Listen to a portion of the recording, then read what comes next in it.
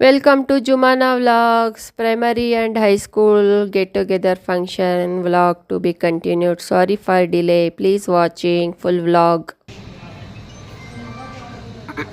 ಲಕ್ಷ್ಮಿ ಹಾಗೂ ಸಿದ್ಧಗಂಗಮ್ಮ ಏನೇ ಹೂನೆ ಹೇಳಿಸ್ತಾ ಇದ್ದೀನಿ ನೋಡಿ.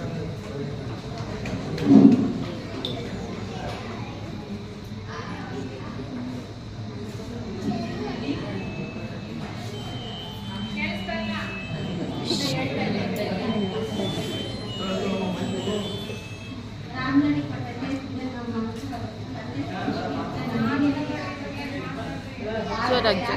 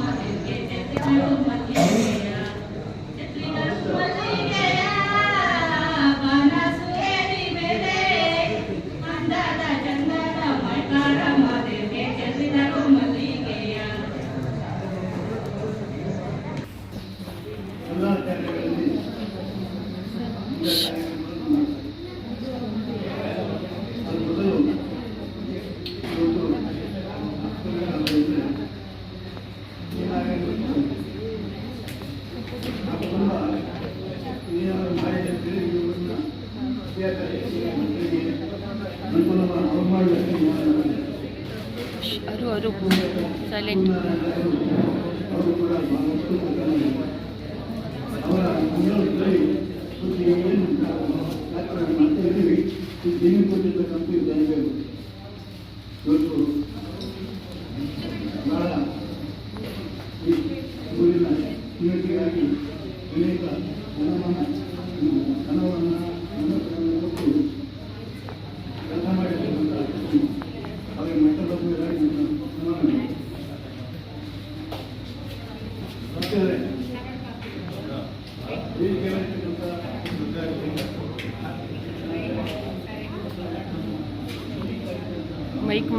ಮೈಕ್ ಏನೋ ಆಯ್ತಪ್ಪ.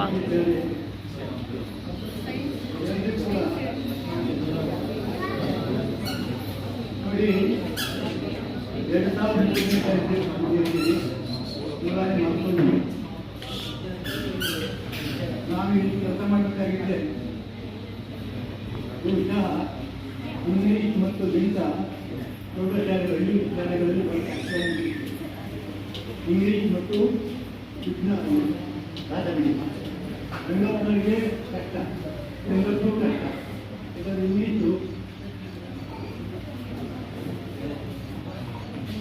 ಇಂಗ್ಲೀಷು ಸುಲಭವಾದ ಇಂಗ್ಲೀಷ್ ಯಾಕಂದರೆ 26 ವರ್ಷಗಳಲ್ಲಿ 44 ಶಬ್ದಗಳನ್ನು ಹೇಳುತ್ತೆ. ಅದಕ್ಕೋಸ್ಕರ ಇದು ಸಿರಾಮಿಕ್ ಲ್ಯಾಂಗ್ವೇಜ್ ಆಗುತ್ತದೆ ಭಾಷೆ. ಅದು ಇಂಗ್ಲೀಷ್ ತಕ್ಕವಾಗಿ ಅಣ್ಣ ಬಂದಿದ್ದೇನೆ.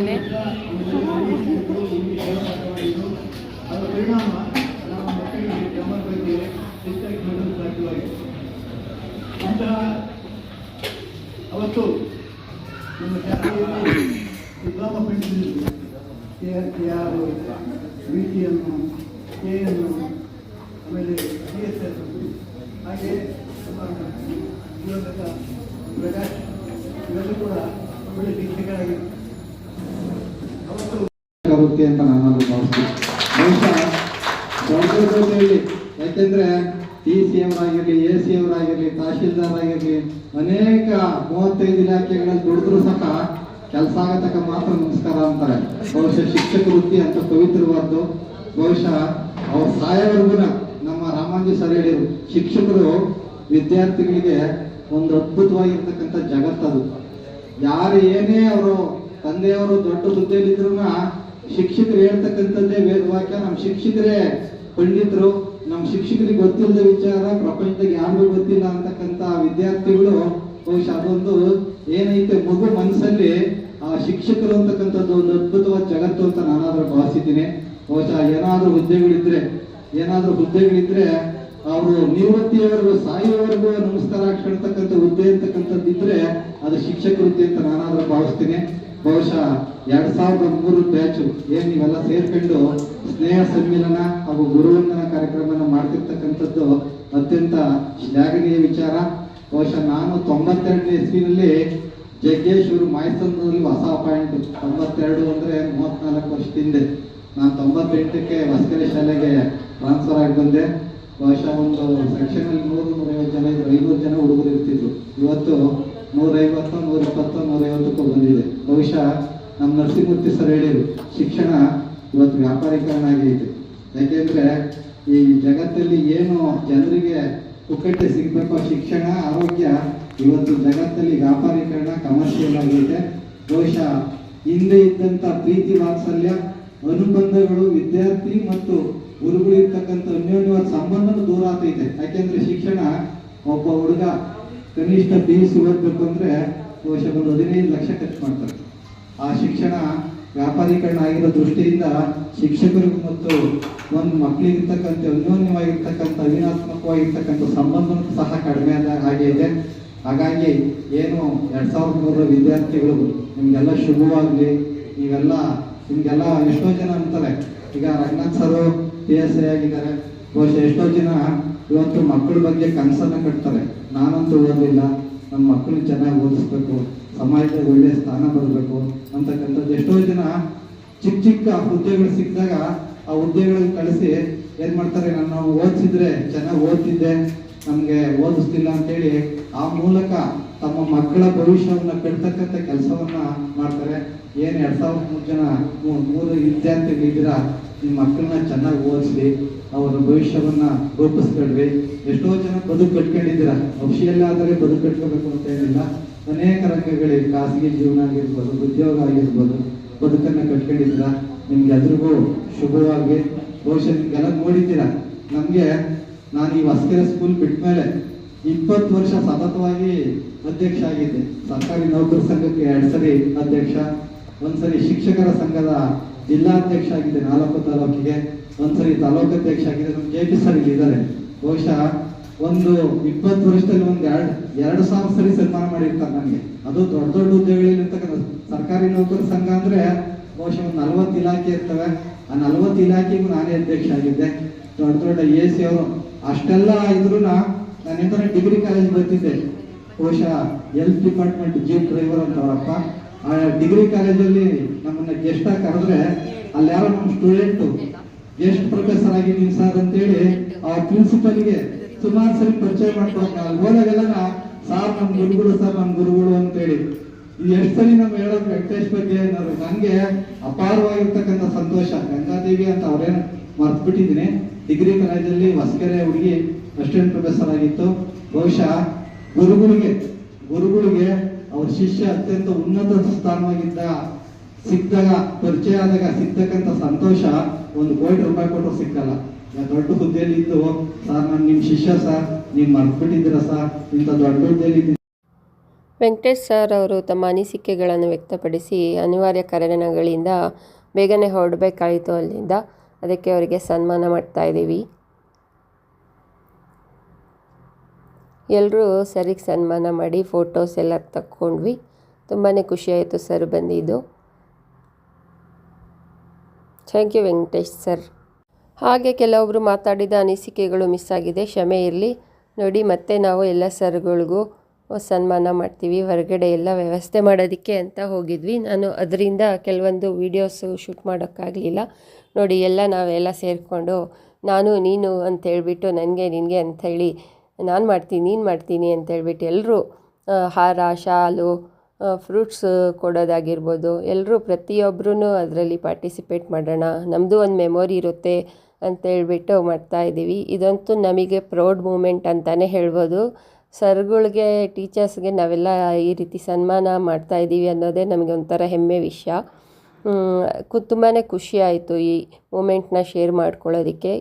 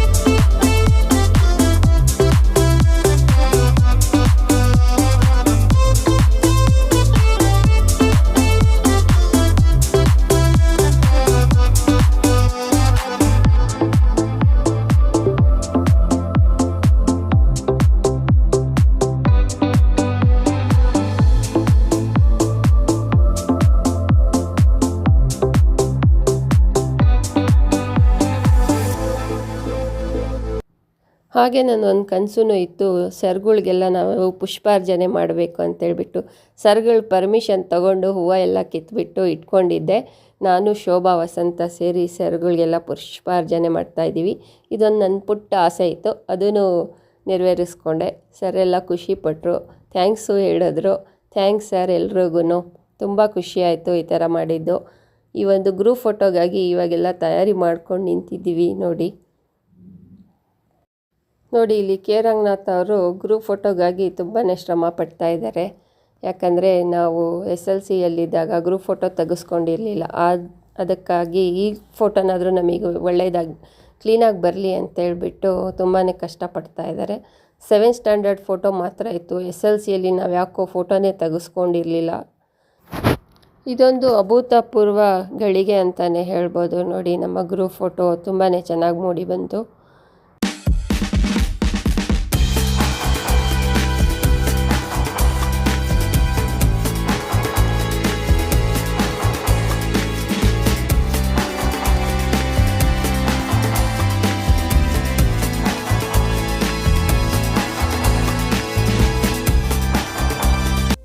ಈ ಅಭೂತಪೂರ್ವ ಕ್ಷಣವನ್ನು ಕಣ್ತುಂಬಿಕೊಳ್ಳಲು GSN ಸರ್ ಫ್ಯಾಮಿಲಿ ಸಹ ಬಂದಿತ್ತು. ಹಾಗೆ ನಮ್ಮ ಗೆಳತಿಯರ ಫ್ಯಾಮಿಲಿ ಮೆಂಬರ್ಸ್ ಎಲ್ಲ ಬಂದಿದ್ದರು. ನೋಡಿ, ಇಲ್ಲಿ ನಮ್ಮ ಎಲ್ಲ ಫ್ಯಾಮಿಲಿ ಫ್ರೆಂಡ್ಸ್ ಅವರ ಎಲ್ಲ ಫ್ಯಾಮಿಲಿ ಮೆಂಬರ್ಸ್, ನಮ್ಮ ಫ್ಯಾಮಿಲಿ ಮೆಂಬರ್ಸ್ ಎಲ್ಲರೂ ಇದ್ದಾರೆ. ಎಲ್ಲರೂ ಖುಷಿ ಪಡ್ತಾ ಇದ್ದಾರೆ. ಈ ಅಭೂತಪೂರ್ವ ಕ್ಷಣವನ್ನು ನೋಡಿ ತುಂಬಾ ಎಂಜಾಯ್ ಮಾಡ್ತಾಯಿದ್ರು. ಹಾಗೆ ನಮಗೆ ಚಿಯರ್ ಅಪ್ ಕೂಡ ಮಾಡ್ತಾಯಿದ್ರು. ಸ್ಮೈಲ್ ಕೊಡಿ, ಈಗ ನಿಂತ್ಕೊಳ್ಳಿ, ಹಾಗೆ ನಿಂತ್ಕೊಳ್ಳಿ ಅಂತ ಹೇಳ್ಬಿಟ್ಟು ಎಲ್ಲರೂ ಸಪೋರ್ಟ್ ಮಾಡ್ತಾಯಿದ್ರು. ನೋಡಿ, ಈ ಕಾರ್ಯಕ್ರಮದ ಬಗ್ಗೆ ಮೆಚ್ಚುಗೆ ವ್ಯಕ್ತಪಡಿಸಿ ನಮ್ಮ ಶಾಲಾ ಆಡಳಿತ ಮಂಡಳಿಯವರು ಹಾಗೂ ಸಿಬ್ಬಂದಿ ವರ್ಗದವರು ನಮ್ಮಲ್ಲೇ ಇಬ್ಬರಿಗೆ ಸನ್ಮಾನ ಮಾಡಬೇಕು ಅಂತ ನಿರ್ಧರಿಸಿ ಶೋಭಾ ಹಾಗೂ ಇಮ್ರಾನ್ ಅವರು ಇದಕ್ಕೆ ಎಲಿಜಿಬಲ್ ಅಂತೇಳಿ ಕನ್ಸಿಡರ್ ಮಾಡಿ ಎಲ್ಲರೂ ಎಲಿಜಿಬಲ್ ಇದ್ವಿ. ಇದರಲ್ಲಿ ತುಂಬ ಹಾರ್ಡ್ ವರ್ಕ್ ಇದ್ದಿದ್ದು ಇಮ್ರಾನ್ ಅವ್ರ ಕಡೆಯಿಂದನೇ. ಹಾರ್ಡ್ ವರ್ಕ್ ಮಾಡಿದ್ದು ತುಂಬಾ ಕಷ್ಟಪಟ್ಟು ಈ ಹಂತ ತಲುಪೋವರೆಗೂ ಮಾಡಿದ್ದು ನಮ್ಮ ಇಮ್ರಾನ್ ಅಂತಲೇ ಹೇಳ್ಬೋದು. ಅದಕ್ಕೆ ರಾಜಣ್ಣ ಅವ್ರ ಕಡೆಯಿಂದ ಅವರಿಗೆ ಸನ್ಮಾನ ನಡೀತಾ ಇದೆ. ಹಾಗೆ ಶೋಭಾನೂ ಅಷ್ಟೇ ಎಫರ್ಟ್ ಹಾಕಿದ್ಲು. ನಂದು ಪ್ರಯತ್ನ ಇತ್ತು, ನಮ್ಮೆಲ್ಲರ ಪ್ರಯತ್ನವೂ ಇತ್ತು ಅಂತಲೇ ಹೇಳ್ಬೋದು. ಪ್ರತಿಯೊಬ್ಬರ ಇಲ್ಲಿ ಬೆವರಿನ ಹನಿನೂ ಸೇರಿಸಿ ಈ ಪ್ರಯತ್ನದ ಪ್ರತಿಫಲವಾಗಿ ಇವರಿಬ್ಬರಿಗೆ ನಾವು ಸನ್ಮಾನ ಮಾಡ್ತಾಯಿದ್ದೀವಿ. ಅವಳು ಶೋಭಾ ನೀನು ನಿನ್ಕೋ ಅಂತ ನನಗೆ ಹೇಳ್ತಿದ್ಲು. ಇಲ್ಲ, ನೀನೇ ಮಾಡಿಸ್ಕೊ ಅಂತ ನಾನು ಹೇಳ್ತಿದ್ದೆ. ಇಬ್ಬರಲ್ಲಿ ಯಾರಿಗೆ ಮಾಡಿಸಿದ್ರೇನೋ ಇಬ್ಬರು ಒಂದೇ ಅಲ್ವಾ ಅಂತ ಹೇಳ್ಬಿಟ್ಟು ಅವಳಿಗೆ ನಾನೇ ಕೂರಿಸ್ಬಿಟ್ಟೆ. ಇಲ್ಲ, ನೀನು ಕೂತ್ಕೋ ಅಂತ ಅವಳು ನನಗೆ ತುಂಬಾ ಬಲವಂತ ಮಾಡಿದ್ಲು. ನನಗಂತೂ ತುಂಬಾ ಖುಷಿ ಆಯಿತು. ಇಲ್ಲಿ ರಾಜಣ್ಣ ಸರ್ ಅವರು ಸನ್ಮಾನ ಮಾಡ್ತಾಯಿದ್ದಾರೆ. ಶೋಭಂಗೆ ನಾನು ಶಾಲೆ ಹಾಕಿ ಸನ್ಮಾನ ಮಾಡ್ತಾಯಿದ್ದೀನಿ. ಇದಂತೂ ಹ್ಯಾಪಿ ಮೂಮೆಂಟ್ ಅಂತಲೇ ಹೇಳ್ಬೋದು. ಇಲ್ಲಿ ರಾಜಣ್ಣ ಸರ್ಗೆ ಅನಂತ ಧನ್ಯವಾದ ಹೇಳೋಕ್ಕೆ ಇಷ್ಟಪಡ್ತೀನಿ. ಯಾಕಂದರೆ ಅವರು ನಮಗೆ ನಮ್ಮ ಶಾಲೆಗೆ ಭೂಮಿ ದಾನ ಕೊಟ್ಟಿರಲಿಲ್ಲ ಅಂದರೆ ನಾವೆಲ್ಲ ಓದೋದಕ್ಕೆ ಆಗ್ತಾಯಿರಲಿಲ್ಲ ಅಂತಲೇ ಹೇಳ್ಬೋದು. ಅವರು ದೊಡ್ಡ ಮನಸ್ಸು ಮಾಡಿ ಅವತ್ತಿನ ದಿನ ನಮಗೆ ದಾನ ಕೊಟ್ಟಿದ್ದಕ್ಕೆ ಭೂಮಿನ ನಾವು ಈ ದಿನ ಇಷ್ಟು ಮಟ್ಟಿಗೆ ನಾವೆಲ್ಲ ವಿದ್ಯಾರ್ಥಿಗಳು ಓದಿ ಮುಂದೆ ಬರೋದಕ್ಕೆ ಆಯಿತು ಅಂತಲೇ ಹೇಳ್ಬೋದು. Thank you Rajanna sir.